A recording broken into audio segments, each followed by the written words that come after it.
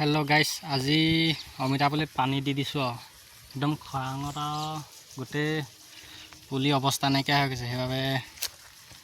পানী দিছো আহক চাও ইয়া পাইপ লগাই দিলো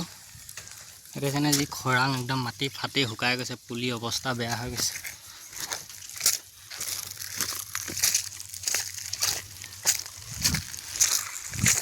এইফালে স্প্ৰিংকলাৰ লগাই দিলো ইয়া পানী দি আছে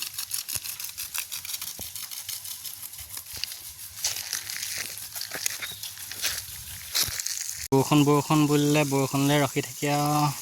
কাম নহব ভাবিলো হেবাবে পানী দি দিছো উপায় নাই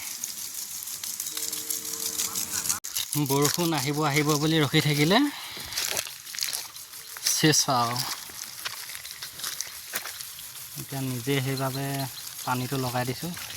চলাই আছো